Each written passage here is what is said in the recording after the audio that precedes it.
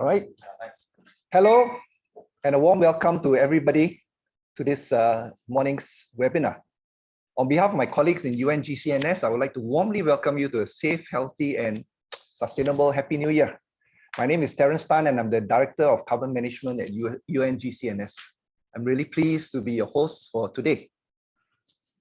We are the UN Global Compact Network Singapore. Claire, next slide, please. Yeah, it is the Singapore chapter of the UN Global Compact. We have 60 plus other local networks in countries around the world. As a leading voice on corporate sustainability, we seek to partner and to support companies that want to carry out their businesses responsibly and sustainably. I believe that's why all of you are here and present at this webinar today. Right, next slide.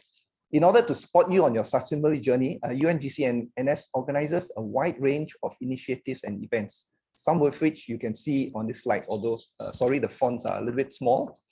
I would like to highlight a couple that are coming up in February. On the 14th Feb, there will be a one-day carbon management workshop. This workshop aims to teach participants how to measure and how to reduce their carbon footprint. On 20th, we start with a 2.5-day Foundations in Corporate Sustainability. This course aims to raise awareness on sustainability and to help companies build in-house capabilities to facilitate their transition to a more sustainable business model. There are still seats on both events. Please scan the QR code or contact us if you need more information. Next slide. Next, I'm pleased and honored to announce the official launch of the Low Carbon Singapore Playbook. This playbook was developed with close cooperation and support of National Environment Agency and also with Enterprise Singapore. This playbook aims to equip local businesses, especially SMEs, many of whom I hope are present here today, to raise your understanding and to gain knowledge on ways you can kickstart your journey towards low carbon or even a net zero business operation. All right. It is designed to complement the low carbon SG program, which we administer at CPLC Singapore. You can also scan the QR code to download your copy of the playbook. We also maintain the copy permanently on the GCNS website. Next slide. Whatever your personal views are on COP27, you know, and I hear from talking to friends and associates that it's you know, there are a lot of polarized views out there, but it did happen, and a lot of key agreements were made. What's this got to do with us? Because some of these key agreements do have a significant bearing on you and I here in Singapore. And this is why UNGCNS, we are organizing this webinar. We want to help you by summarizing the key highlights and to share with you the most relevant actions you can take to get started. Or if you already started, to continue further and onward in your net zero journey. Next. Today's webinar is intended to be a 1.25 hours short, and we hope we can engage you all the way to the end. The bulk of the 1.25 hours will be on the keynote speech, a panel discussion, and a Q&A. Right, that's what you are here all for. We will then close out with the Green Nation Pledge. Next slide. Allow me now to introduce our guest speakers. Besides the fact that all of them have a very deep and solid understanding of climate change and carbon management, they do have something in common today. They were all present in person at COP27. So what you're getting is a first-person account, not a second or third hand, something that they have read off the internet or picked up from some discussions somewhere, right? And I'll start this time from right to left. First off is Ms. Ng Lei San, our moderator for today. Lei San is Head of Carbon Management Solutions at Sembcorp. She leads its corporate venture Go Net Zero, which is a one-stop renewable energy and carbon management partner for corporates. Their goal is to support these corporates in achieving their decarbonization goals. Ms. Melissa Loh is a research fellow at NUS's Center for Nature-Based Climate Solutions. She has participated in many COPs and is also an active sustainability thought leader. Our second panelist is Ms. Grace Tsai, who is co-founder and CEO of Unravel Carbon. Grace leads a team in building an enterprise software that helps companies track and reduce their carbon emissions. And last and certainly not least, may I introduce Mr. Heng Jianwei, our keynote speaker and panelist. As Director of Policy at the National Climate Change Secretariat of Singapore, Jianwei leads policy efforts across the Singapore government to develop and to implement our response to climate change. He also leads efforts to advance our interests on the international stage.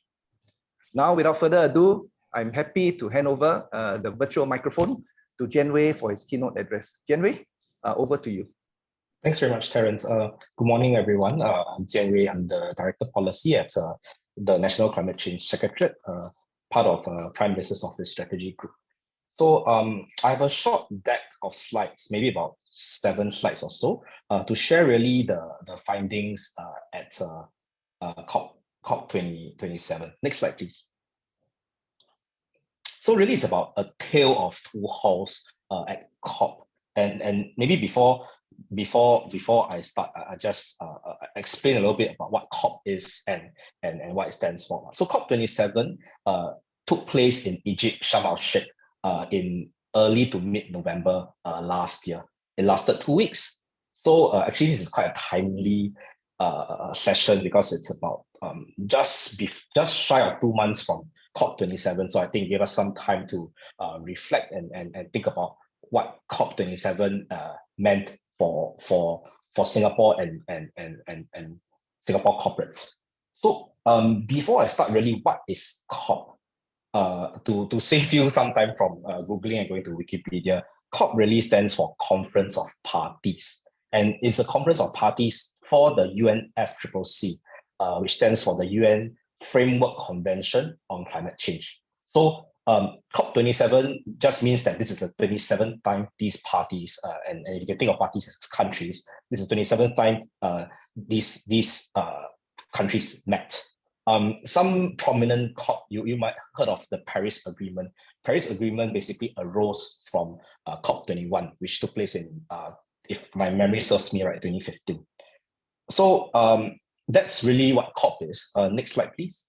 I will first talk about the first hall, because there were 2 halls. So the first hall is really the traditional hall where multilateral negotiations take place. This is where the countries, NGOs come together.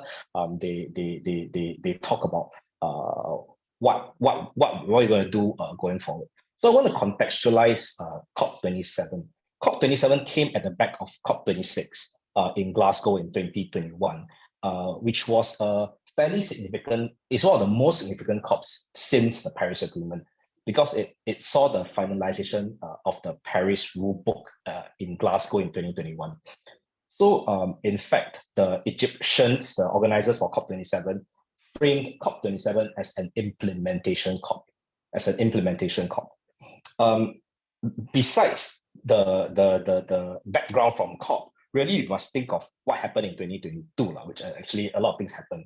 I wouldn't belabor the point, but you would know that earlier in the year there was the Ukraine war, and that had serious ramifications internationally. One of its implications is the global energy crisis, and not so relevant to Singapore per se, but countries with 4 seasons are really thinking of how they can survive the winter. How can they power themselves to survive the winter? So it's quite serious if you think about it. At the same time, we also see very high inflation rates, probably the highest in decades, and something we continue to see. So with this as a backdrop, it is not surprising that a lot of what would be a consensus-based negotiation were inadvertently protracted and quite prolonged. Next slide, please.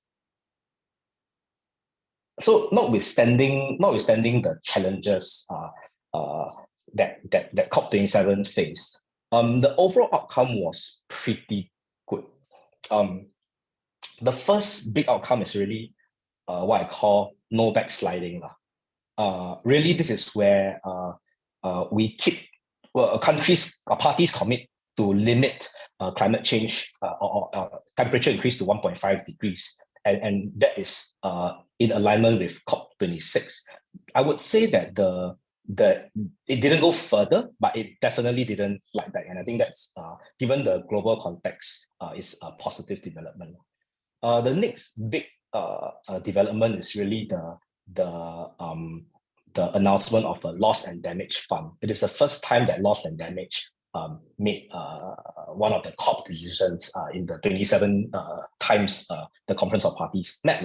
So really it's quite helpful because there would be many countries for which would face severe implications due to extreme weather patterns as well as rise of sea levels as the globe heats up. So I think really the L&D fund really recognizes the need to support some of these countries. I think there are some other decisions such as you can see on this slide, global goal and adaptation mitigation work program, some movements of climate finance. I wouldn't belabor the point. These are, I would say, not as significant as limiting 1.5 and the loss and damage fund.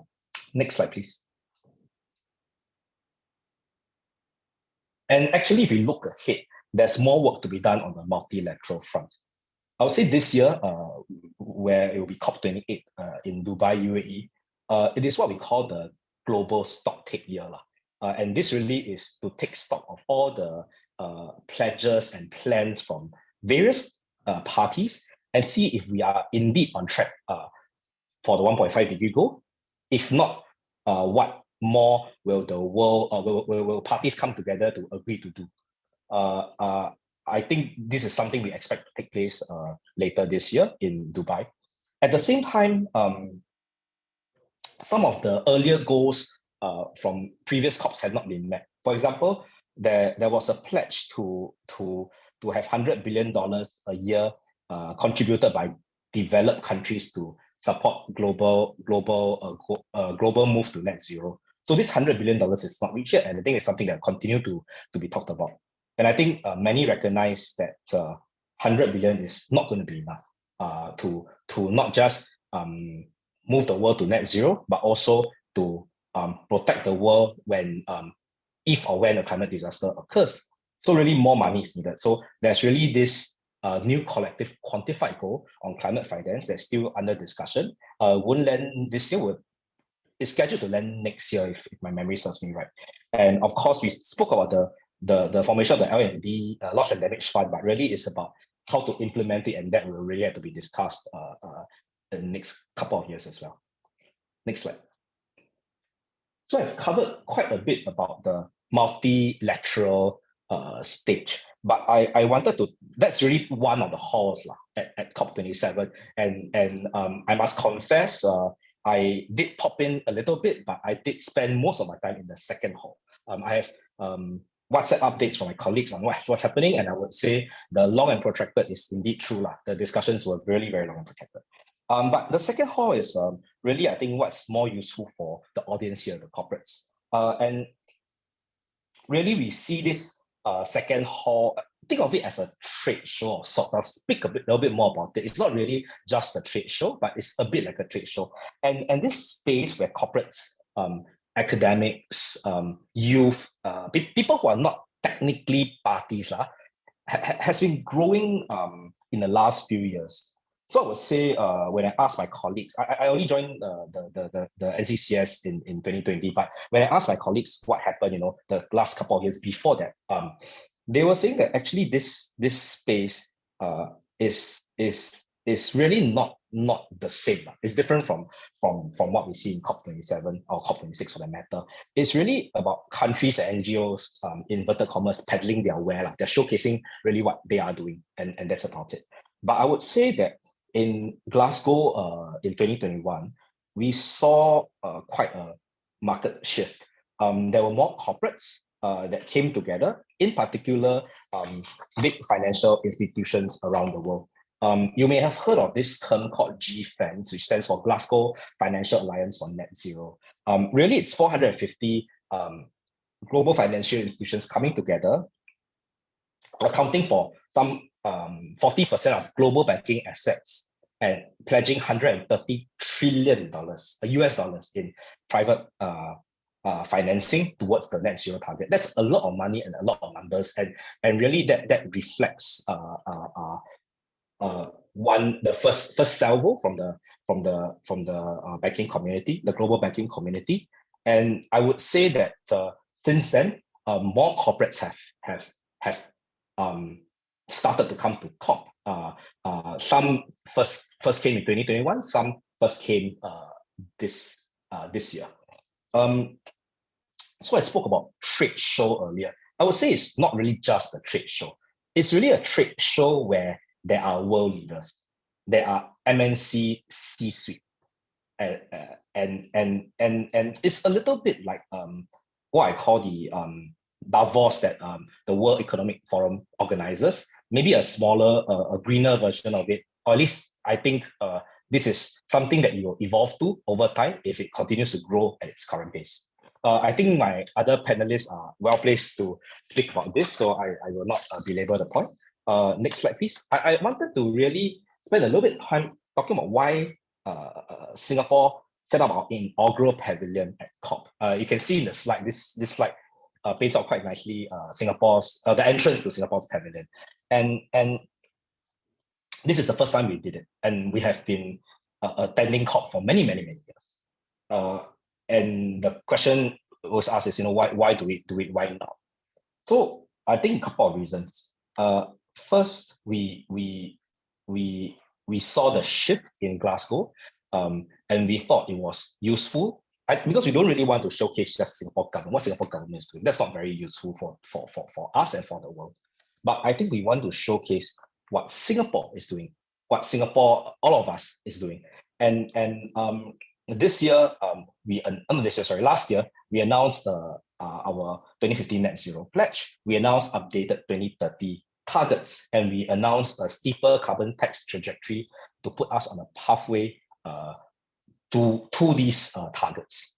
So we thought it was an opportunity to showcase how Singapore can value add to global climate action.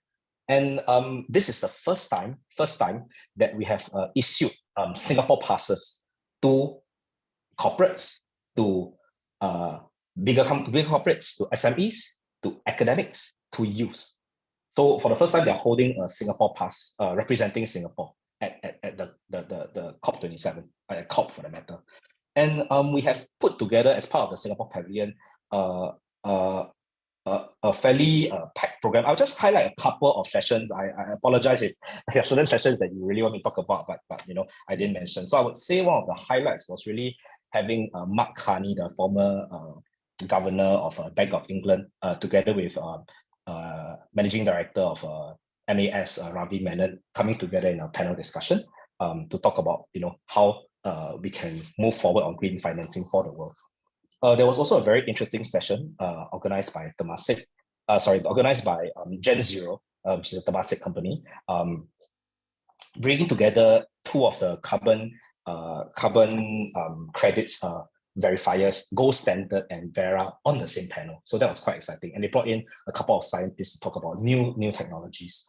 There were also youth events, a couple of youth panels. I think Melissa was in at least one of them.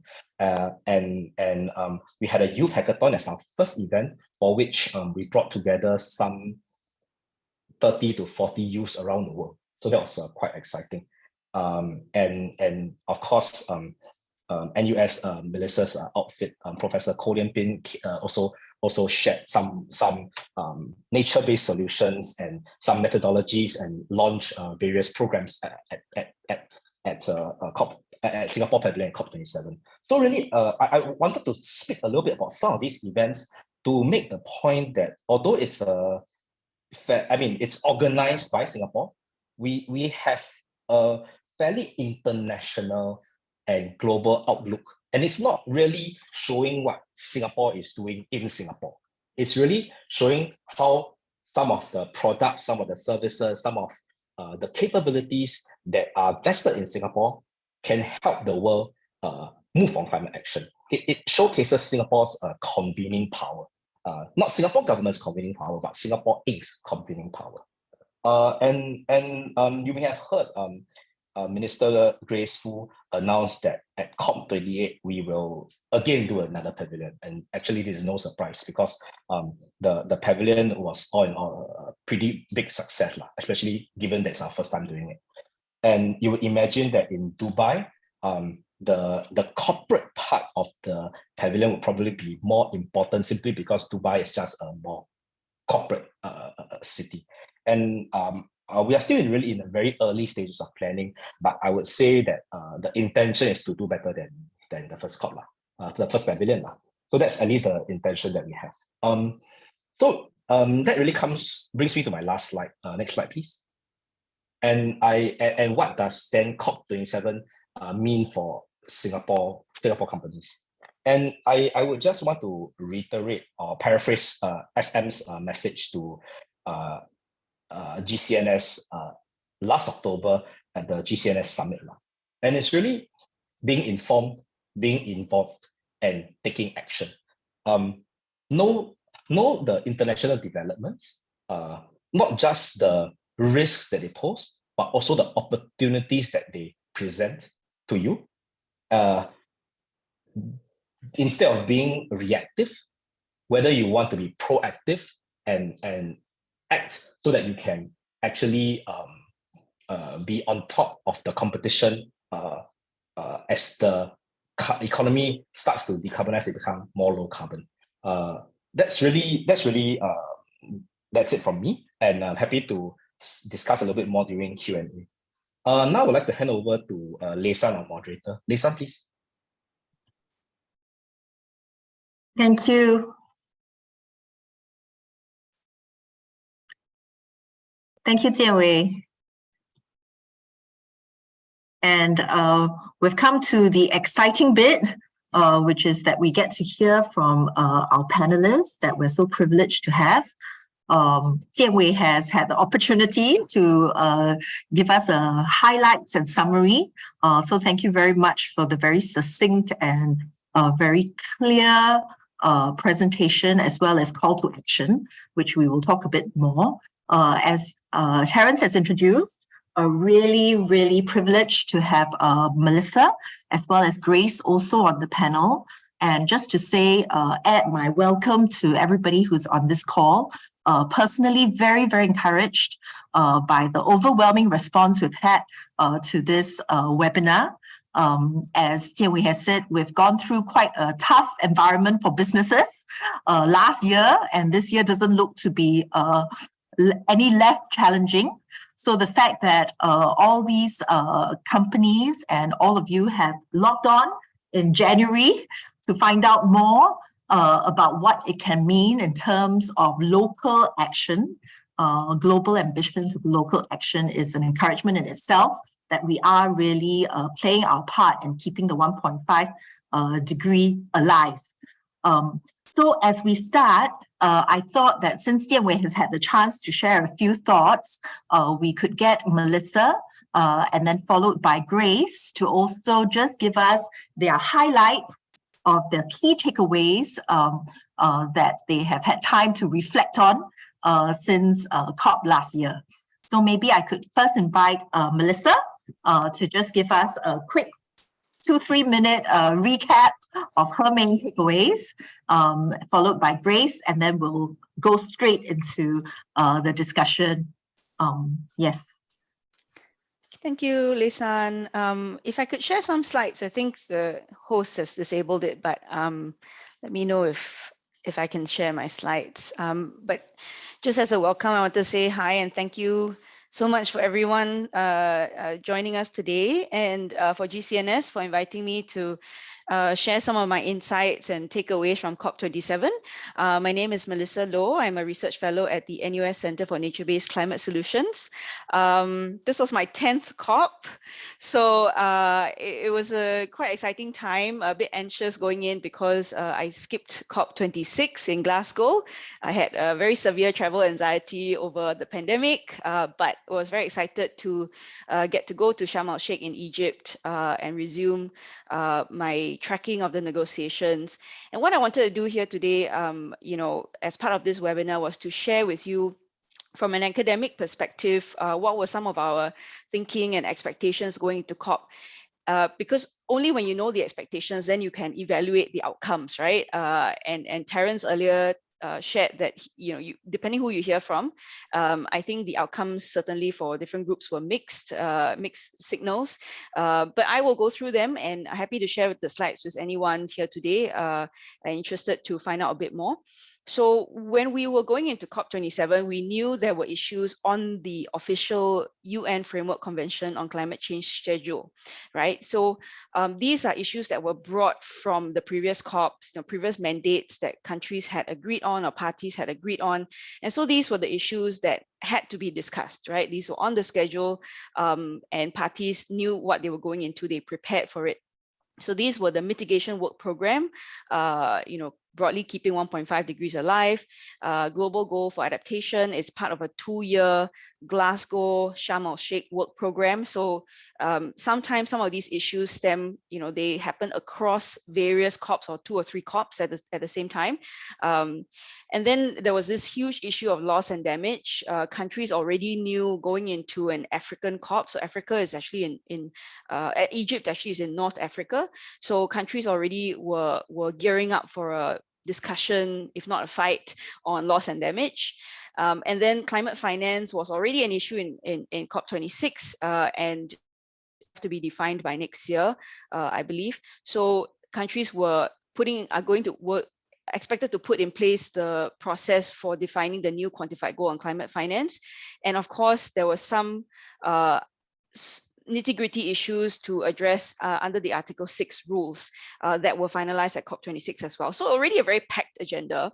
And then when you add on top of that, the COP27 Egyptian presidency goals, the agenda gets even more crowded, right? So the COP presidency, Egypt, they actually wanted to increase NDC ambition following from Glasgow, where COP26 president actually asked countries to revise and strengthen the NDCs.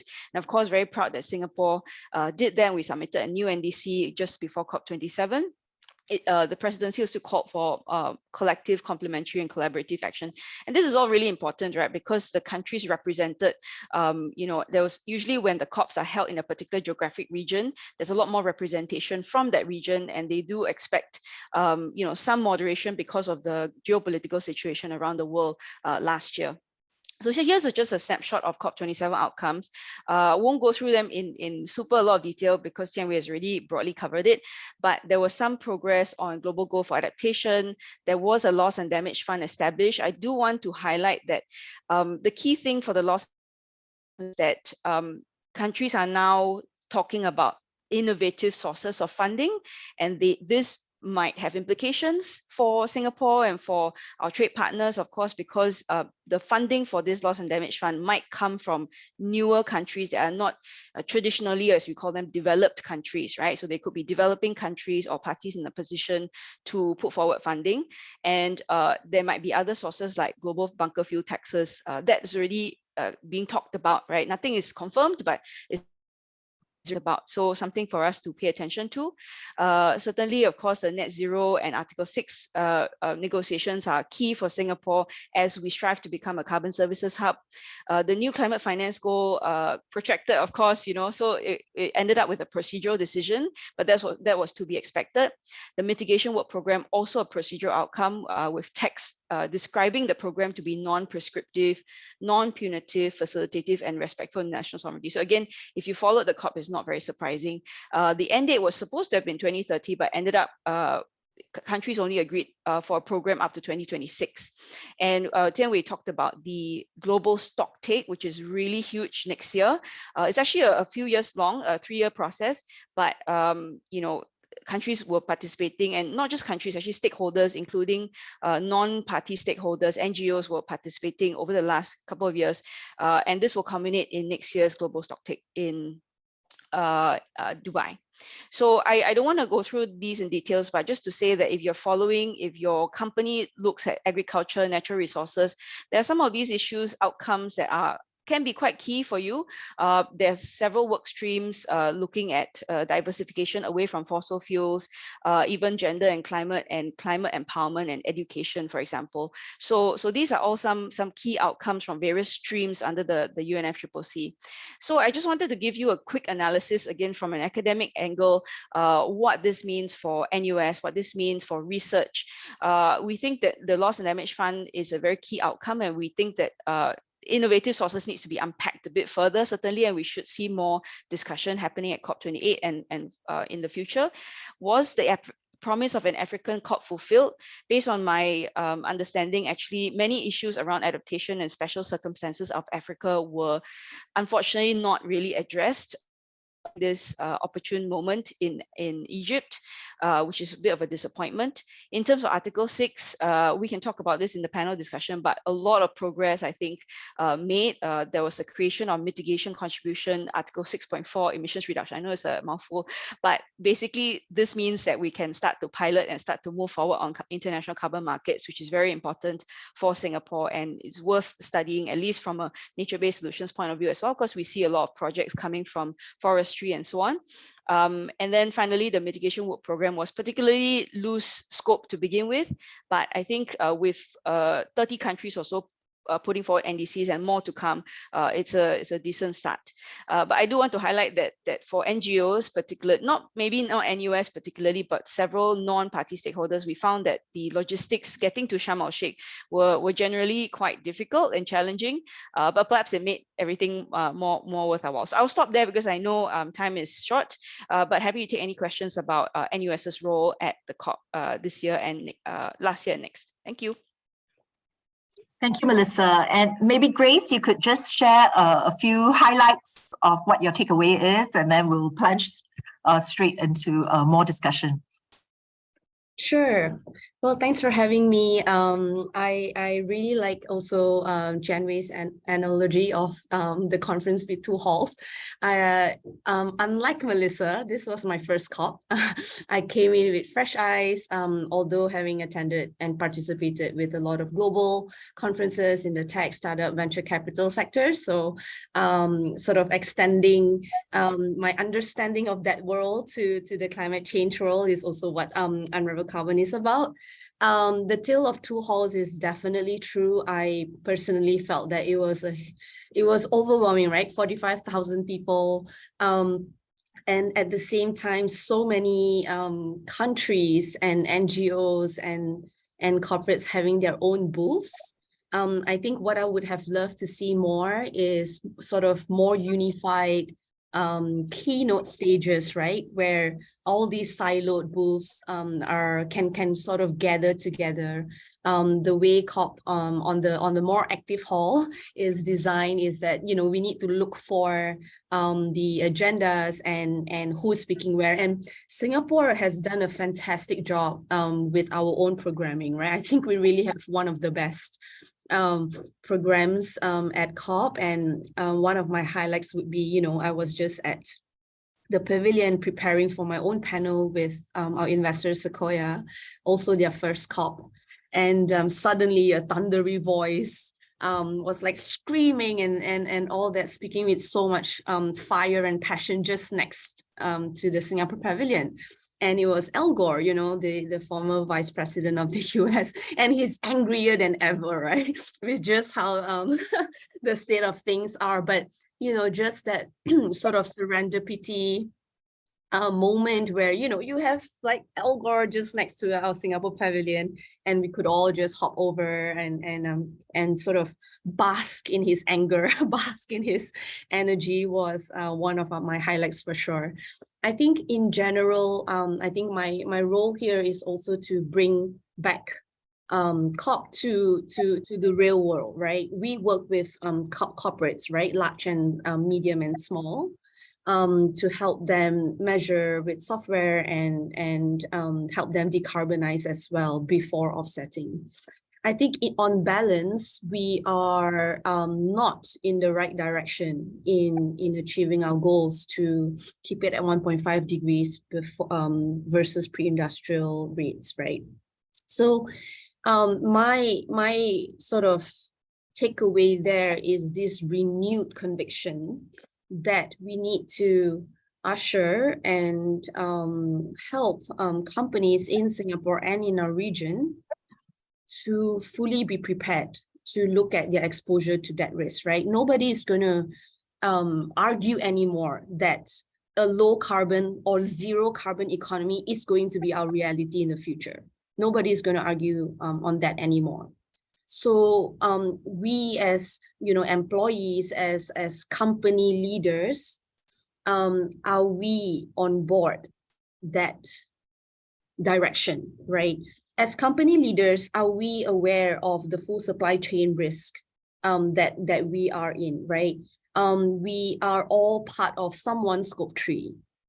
When the mandates come in for those large companies to measure and to seriously challenge and evaluate the participants and the actors that make up their scope 3, are we then in Singapore prepared to be part of that new evaluation method, right? You know, we've always talked about being quality competitive, being price competitive. My take is that we have to also be carbon competitive. And to be carbon competitive, we need to be carbon curious, right? We need to be carbon informed. And so, you know, the things that Melissa talked about around capability, capacity building, the things that GCNS does very well as well, is also that education part. Then Unravel Carbon comes in with more the data and to how do you materialize that awareness into action, right? So being carbon competitive is something that we want to make, we want to really materialize at scale for companies big and small out of Singapore. Thank you so much. Okay, I'm going to start dwelling in on just poking a bit more on what it means for companies and the participants in this webinar. But before that, just wanted to let everybody know that there is going to be a Q&A session. We have very little time. We're trying to press it all in, but after maybe a 20-minute discussion, we will have a Q&A session. If you can look at your screens, there's a QR code that you can scan, or you can go to pigeonhole.at, and the password is COP27. So as the panelists are talking, please feel free to put in your questions, and we will take a look at that after a bit of discussion. Before we close this session, we hope to be able to answer some of your questions. So while you're doing this and doing the questions, putting in the questions, I just wanted to really start by asking, you know, we've talked a lot about the 2 halls, and Jianwei, as you've said, you know, there is also a lot of things happening in the non-traditional hall. I call it the non-traditional hall of the government and the real parties. And that's where there's a lot of momentum, a lot of action. And a lot of the participants in today's webinar are Singapore businesses. So although we've covered quite a lot of material, what does it really mean in terms of implications for Singapore and Singapore companies? And Singapore, as you said, is not just about the Singapore government, but it's Singapore Inc. And Singapore has talked a lot about our ambition to be a sustainability hub, to be a carbon trading services hub, and to play our role as a global citizen. So maybe I'll start with Jianwei in terms of if you were to have another try at saying what it means to a company calling in on this webinar today, what action does it mean for them? We talked about be informed, be involved, take decisive action, but it may still be very overwhelming what this really means. What is the action that they're supposed to do? So maybe Jianwei, you could start, and then maybe we could have both Melissa and Grace try to apply it to maybe your 1-2 things that you would say companies around the table today need to start doing. Maybe thanks, Lisa. Maybe I take a step from a slightly different angle and see if it helps. So if I ask corporates in this room, the audience on the floor, you know, what is your contribution to climate change and what can you do about it? How much of your emissions are actually in Singapore versus outside of Singapore? And I would say that I think a lot of people will realize that actually, unless you are a big company in Jurong Island, chances are your emissions in Singapore is not going to be humongous. If anything, if you look at your entire value chain, because you know nowadays our value chains are quite regional or even global in nature, a lot of your carbon footprint comes outside of Singapore, and in Singapore, we've always been very concerned. At least Singapore government is very concerned. We are very small. We are 728 square kilometers. We have only solar as our viable renewable energy source. We have industries that have been around and contributed to earlier part of our economic development. How do we transit to low carbon? How do I source for new energy, etc., etc. But at the end of the day, Singapore's emissions is 0.1% of global emissions. It is a drop in the ocean. And I think Singapore, in our ability to contribute to global climate action, probably will be more powerful when you think of Singapore as the city, as the global city, Singapore as the regional hub where activities flow through Singapore and influence our region and beyond, as opposed to Singapore, the country, which is small, landlocked, resource scarce. Quite a different reflection of Singapore and two slightly different identities. I think the former is the one that we can play a bigger role in. So I would say, if we think of it as the former, then really Singapore's own pledges, Singapore's own plan, Singapore's carbon tax really sets the stage to enable the low carbon transition and to signal that Singapore is serious about climate change. We are not just saying, we're not just setting targets. We are putting in place serious policies, from carbon tax to building up charging infrastructure for electric vehicles, to actually seriously using the COE policy to limit the growth of vehicles and eventually limit the growth or make zero the number of passenger vehicles that are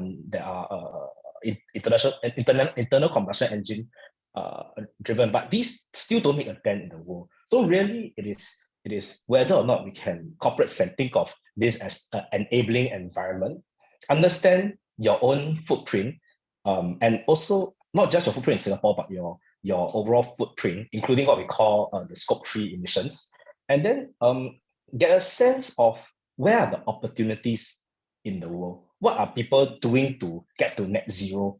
What are people building as they want to defend against the climate? What are the changes in consumer behaviors that are taking place? And how can your line business take advantage of these changes? I mean, one trend I would say that is quite clear, maybe not the most carbon emissive sector, but if you think of, but definitely contributing to climate change is the fast-moving consumer goods and the fashion industry. And I would say that the desire to use recyclable materials in garment making, etc., is a trend that is storming the world and affecting many brands. Then the question is, if you're in that industry, are we there? Do you see the consumers reacting to this?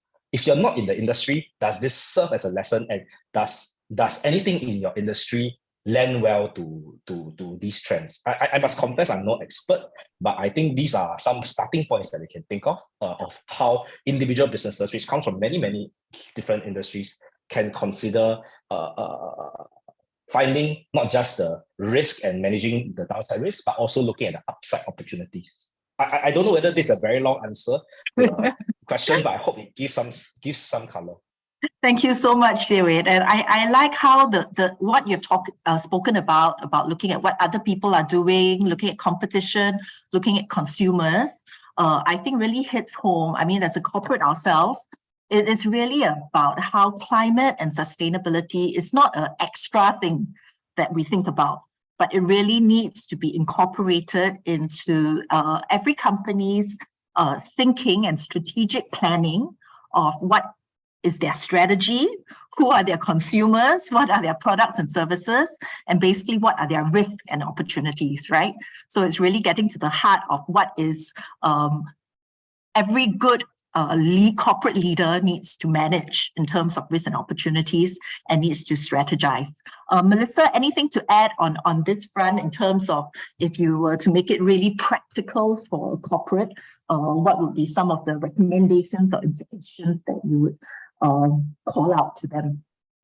Yeah, so I thought actually COP27 was a very unique experience for me, having attended so many, right? I think this was really, it was really the first time I've seen so many Singaporean companies represented at a COP, in the second hall, right? And I look forward very much to the bigger and better COP pavilion, COP28 pavilion, where perhaps more Singaporean companies, and those of you who are here in the room might aspire also, right, to showcase the great work and innovation, the technologies that you might be using and developing.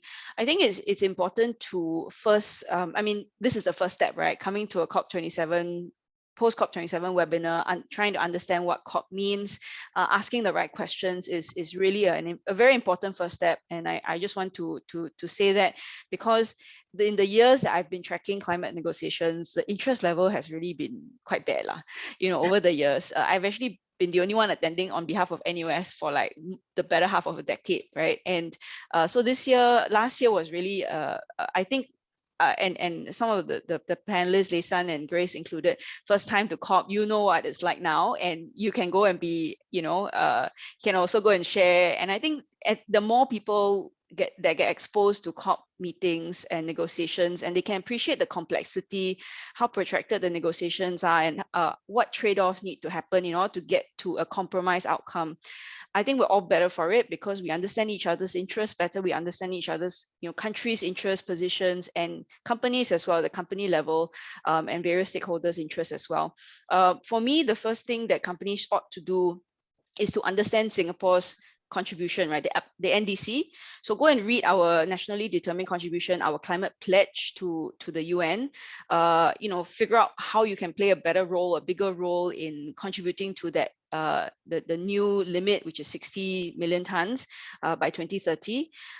Think about also the fact that in another couple of years' time, actually in 2025, part of the 5-year global ambition cycle, Singapore needs to submit a new NDC again, an updated NDC. So every 5 years, we need to do a more stringent target. And also go and read the biennial update report that Singapore submits to the UN, right? And in next year, actually, it will be another kind of report called the biennial transparency report. But this is really a great resource for anyone who wants to learn the comprehensive set of policies, mitigation, abatement, adaptation, that Singapore does, and just get familiar with the vocabulary, and then you can actually figure out a way to contribute more meaningfully. So that's from me. Okay, great. Grace, can we some more thoughts on what it means for businesses who want to play a part? Yeah, maybe some, just 3 concrete stuff that we all can do. First of all, as employers, we should be prepared for, job candidates or current employees asking us the question of, what is these companies' net zero plans? What is these companies' net zero pledge? And how many of us can truly answer that question, right? Some of the best people at Unravel, they literally will not stay for higher salary or better promotion if we don't, have that transparency and that commitment as well, right? To climate change. This is a super interesting turn of events when it comes to the talent market. Secondly, when I spoke very broadly earlier, what I didn't want to pointedly say is essentially the fact that we are observing our customers go through and macro trends as well, where some of the largest supplier companies, principal buyers who buy from Asian companies, right, are already saying that, hey, Asian company, if you do not disclose your carbon profile, you cannot respond to my RFP anymore, because they're all taking stock of their own scope 3 emissions. And Asia is the home to 60%, 70% of global supply chains, right? And Singapore is the economic hub in Asia. So we definitely have to, be on the front foot to know exactly what is our own carbon profile of our company, so that we are able to be the vendor, supplier, partner of choice within our sector for a lot of these principal buyers that will, you can't undeniably this cohort of companies will increase, right? The cohort of companies that will ask for GHG disclosure. So number 2, get the measurement done. And number 3, right, just start somewhere in terms of starting to reduce, starting to be more carbon curious, carbon aware, carbon inquisitive, just very curious and participate in that in small or big ways. Thank you so much, Grace. And I think you touched on certain important points, especially for companies. In terms, you talked about the net zero plans and pledges and action plans and disclosure.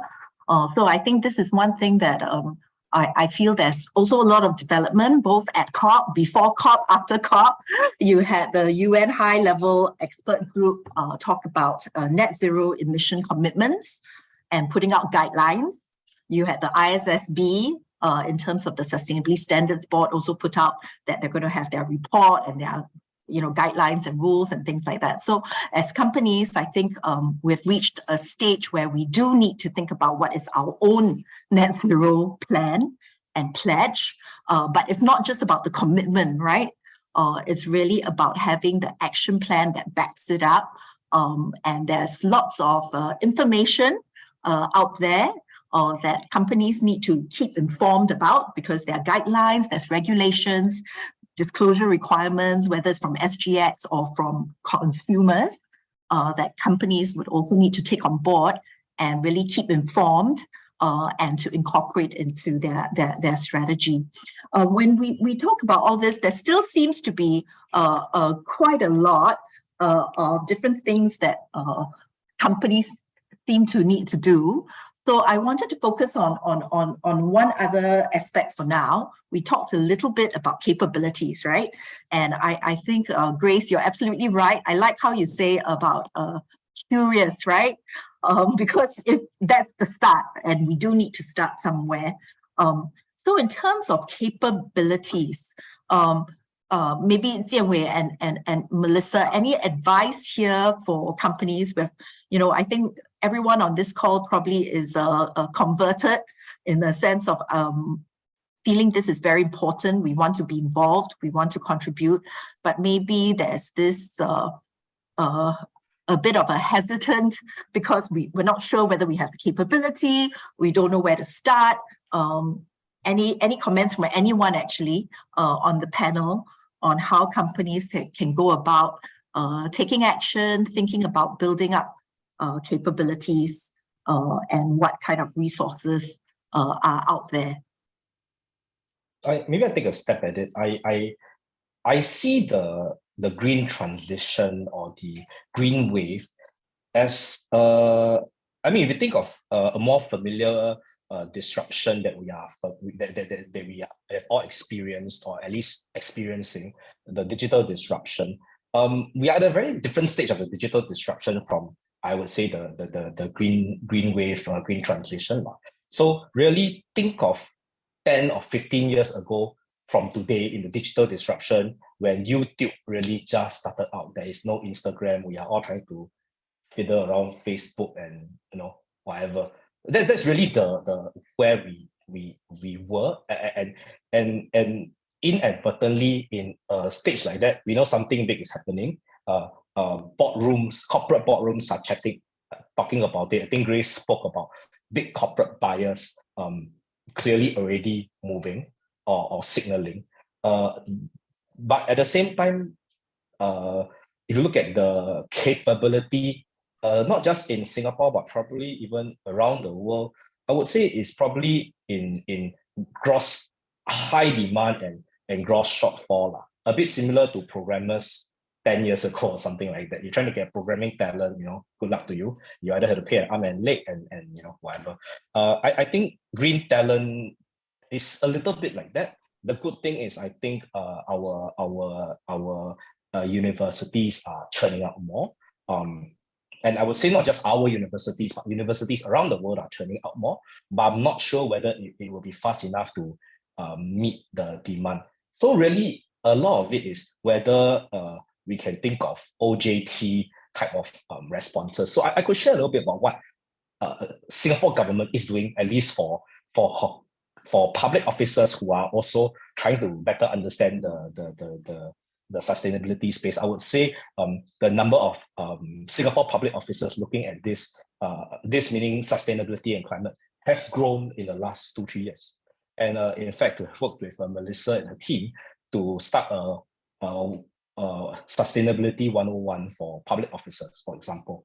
So it's really about, and it's really a 1-week program broken into 2 legs, but it's really to build some primer so that it helps, because I don't think the jobs are going to be 100% green. At least when we speak to management consultants and try to understand how the transition is, we believe that really is really about 5%, 10% of the job becoming more green, at least for now. Over time, that may shift. Certain industries may react differently, etc. So I would say maybe an aggregator like GNCS could be a platform to level up, work together with a training provider and provide a 1-week course or something like that to help build up existing people who may be interested, who understand the business. And I think that would serve a long way, and at least put your company on the right path to look at this in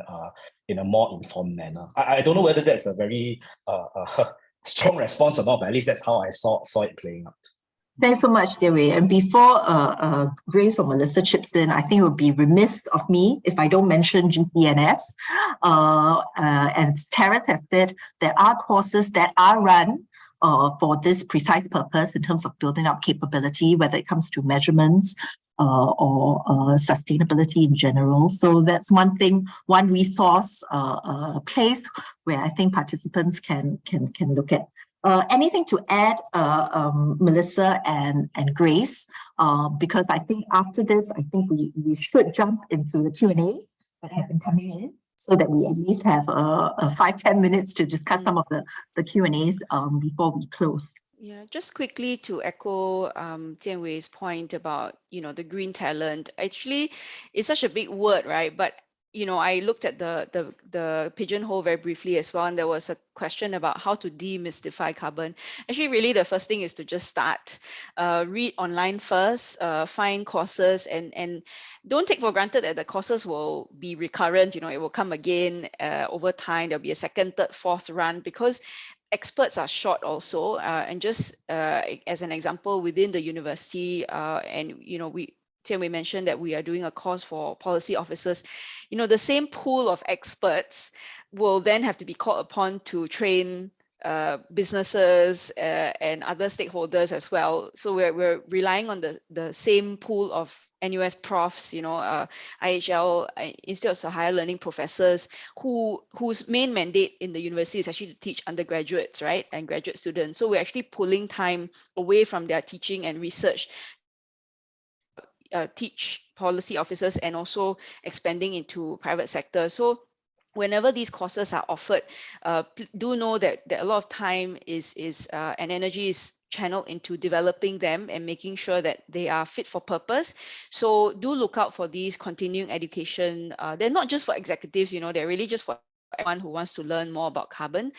So I strongly recommend, looking out for courses, not just at the universities, but also with, Global Compact Network Singapore. I note that there's one coming up on Valentine's Day, carbon management. And it's also budget day, which is like, oh gosh, right? Everything happening all at once. But, do consider, and maybe also universities and corporates can partner together so that we can expand the pool of experts that can present information that is useful for companies, right? Because quite often the criticism, perhaps from the university side, is a bit too theoretical. How do I apply, what I've learned to my daily functions, right? So maybe best if we can partner up and to deliver the best courses that are fit for purpose for corporates right now in Singapore. Okay, thank you so much. Okay, I'm now going to come into the Q&A, and maybe just to say, apart from the Valentine's Day courses, there's a lot of other courses out there, so don't fear if anybody already has plans for Valentine's Day and can't commit on that behalf. But let's move into Q&As, because we have received quite a few through Pigeonhole. We won't have time to answer all of it, but I will first start with the one that has the highest vote, also because it's a very encouraging question. The question is, how can corporates tangibly contribute to the outcomes from COP27? I think we've tried to answer it in various forms, but the question is still there. And I like it because it shows that the audience is wanting to contribute, right? The corporates and everybody else as individuals or as businesses are wanting to contribute. So I suppose it's asking what we've been asking in a way, but maybe to sharpen it a bit more. How can corporates tangibly contribute to the outcomes from COP27? Anyone wants to give this a go on the panel?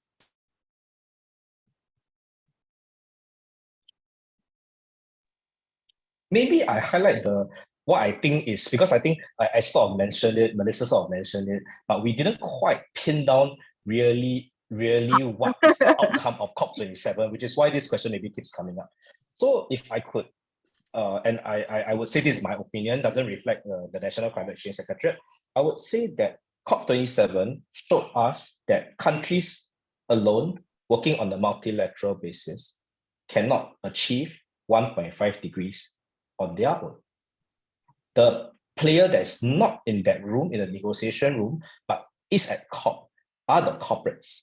The corporates control a large sum of private financing, control a large part of the global economy, and contribute to a large part of global emissions. And they therefore naturally have a lot of ability to manage their own emissions. And I think, as Grace said, their supply chains emissions. And I would say that would be one way corporates can tangibly contribute to help bring us closer and closer to the 1.5 degree goal. I don't know whether that's one way of putting it a little bit differently.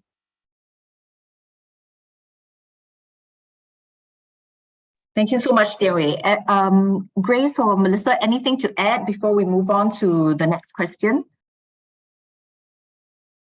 Yeah, I think my sort of that three, starting points still stand to companies big and small here, and that's already quite a commitment to partake on, and you may take up the whole year leading towards COP28 already. But I think on a national level, if we have some sort of ability to measure, maybe it exists already, right? To see how many companies have indeed started measuring, how many companies have made pledges, how many companies have disclosed plans. I think that would be awesome as well to create that national solidarity. Maybe that's what our green pledge is about, which I also don't know about. I've never had a green pledge. But I think for us, it's always being data driven, I think speaking with that does, remove a lot of the subjectivity that naturally arises in non-financial conversations like that. Okay, thank you so much. The next question that got also a lot of votes is again a very practical question. It says, how do companies early in their sustainability journey and require more time to figure things out or influence change in traditional management signal to their corporate commitment and still be seen, I suppose, as leaders or to still contribute? Meaning, that's a struggle, right? So how do companies who are early stage or need more time, how can they still signal their commitment and also act? Maybe I'll jump in for this one because, a lot of our partners' profiles do fall in that bucket, and we really get very excited by this group of people. I think in general, self-learning, whether in whatever neurodiversity paths, right? Neurodiverse paths, whether it's taking courses, whether it's reading, whether it's listening into webinars like that, is absolutely the most efficient way, I feel, in equipping oneself with the right language, right? With the right lenses to view this whole topic. I think secondly, joining a community of people like this, it's a very nascent, I think, to Jianwei's point, right? Like this whole career, this whole green talent, green career is highly demanded. I really encourage people who are on the fence about, you know, where to put their lives to at work, right, to seriously consider being part of this sector. Yeah, joining a community of like-minded professionals, peers, and have these conversations without thinking that you have to be an expert to have the conversation is, I would say, where I would start as well, because this thing is so nascent that anyone can really play catch up as well. Thank you so much, Grace. And I suppose this is a bit related to the next question. So I will add on the next question before the other two panelists respond also, which is that we observe companies having difficulties between balancing sustainability efforts and making profit for business sustainability, especially difficult for small companies. Any suggestion on this front on how to have that balance? And I think what Jianwei covered in terms of the context of the world and the geopolitical tensions, inflation and all that, this is a very relevant question for what practical advice is there for companies having that difficulty in balancing all these priorities, including profitability. I was going to say that, no, thanks, Lisa. I was going to say that tackling climate change is inadvertently costly. It's not costless, it's costly. And it is expectedly so. I can understand why companies, especially smaller businesses, feeling squeezed. But I would say that maybe part of it is mindset. So the question is the reference point versus not taking action against climate change, or what reference point are we looking at? So ultimately, I think the reality today is that when we look at climate solutions and solving that, we are trying to think of it from a least costly basis for the world. And when you translate down to bigger companies, smaller companies, that continues to flow through. It's about minimizing the incremental cost involved. So it is less costly, but still costly, right? But I think whereas Singapore, and I would say maybe not every businesses, but businesses should definitely think about this, because in Singapore, we don't just serve our domestic market, we serve the region, there are opportunities. I would say that the question is, instead of thinking of it from managing the bottom line perspective, is there a way to think about it from maximizing the top line? I don't have the full answers to this, but I think as a mindset shift, if you can think of the opportunities where other companies are incurring costs, but we are the ones providing the solutions, that is one pivot that some companies can take. I don't believe all companies can do this, unfortunately, but I think some companies can do this. There may be a first mover advantage. I'm not 100% sure, but that's something to mull over. The other is something that Grace said earlier that I think resonated at least with me, which is that a lot of times smaller companies supply to larger companies as part of their business. And if larger companies are already demanding for higher sustainability standards, then it is really about whether or not smaller companies want to transit and make sure that they continue to be part of the supply chain of some of these bigger companies, and that may inadvertently require them to move earlier. And if they can move faster, show that they are better than their other suppliers, maybe they will get an advantage from there. So maybe not in the if you think of it in widget terms, not in per widget, but maybe because you can squeeze out a competition who is not able to move, you can provide more widgets than you used to provide, for example. So these are just two thoughts in my head. I don't know whether they are realistic or not. I confess I'm not a businessman. I think of it analytically by the government, but I would say at least from my perspective, these are some different frames of mind to look at this problem. I don't know whether that helps. Thank you. Lisa, sorry to interrupt, but maybe I think because of time, perhaps you could just have one last answer, and then we unfortunately need to end the Q&A part. So yes.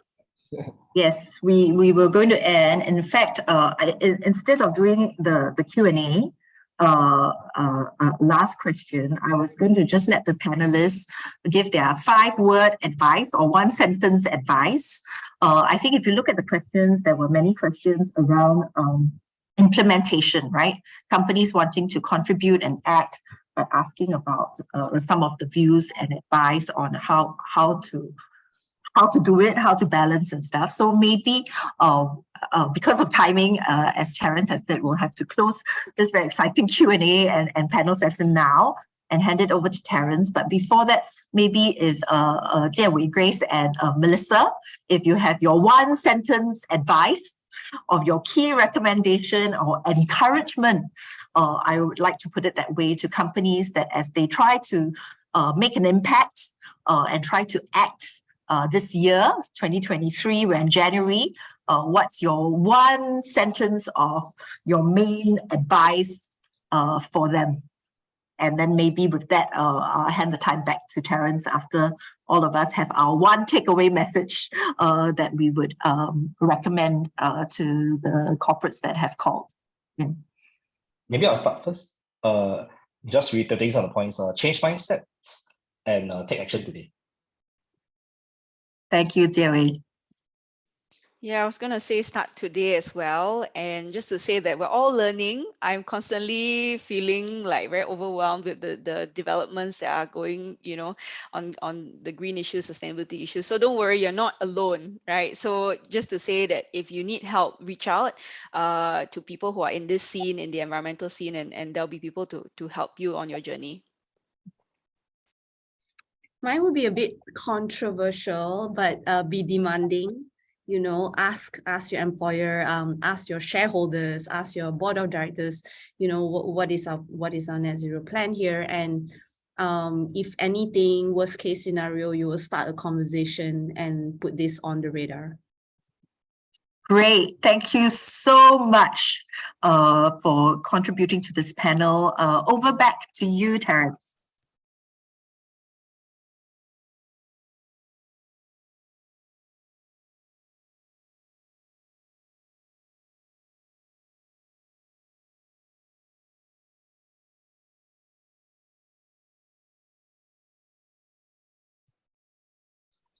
Oh, okay. Apologies. I didn't realize I was on mute. So I have to repeat what I said. So, to Lei San, thank you so much. And Jianwei, Grace, Melissa for the exciting discussion that we had today. Thanks also to the participants for the challenging questions you posed to the panel. I'm sorry that we couldn't quite get through all the questions. But we will, we'll go back, the team will go back and figure out if there's a way in which we can help to address some of the other questions that, were also raised.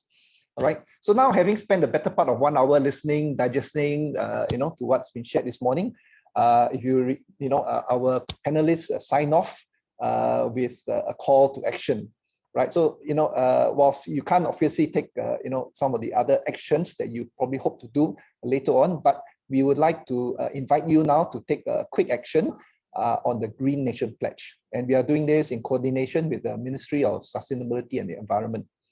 Some of you may have done this before, so you can either wait for the others to complete the pledge, or you can choose to renew your pledge again today.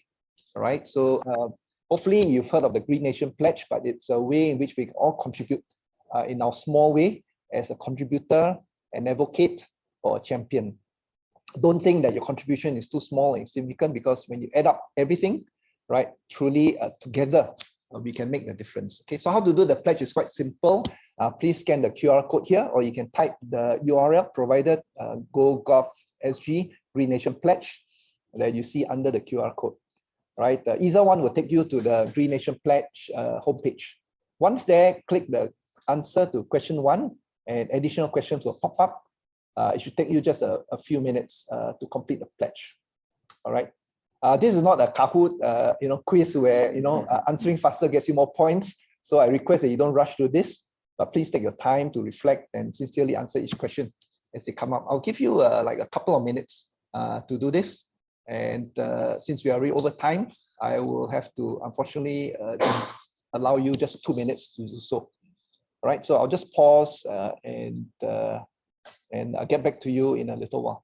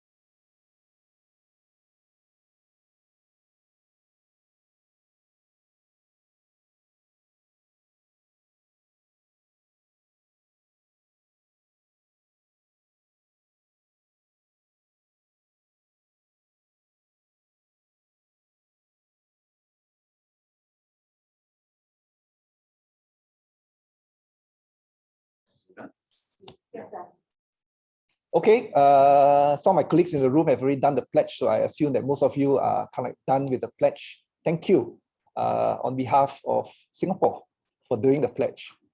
We are now really at the end of today's webinar. Thank you for staying on, although we overran a few minutes. You have been really great participants, and once again to our moderator, speaker, and panelists. The webinar is recorded and will be posted on our website and also on some social media like LinkedIn. But before you go, we would like to appreciate if you can answer some 3 simple questions that will help us to do even better in the future and to give you what you need. All right. I've asked you to scan a lot of QR codes today so far. One last one, please. Okay, please scan the QR code on the right. All right. And give us just give us your inputs on the 3 simple questions, and then I will let you go.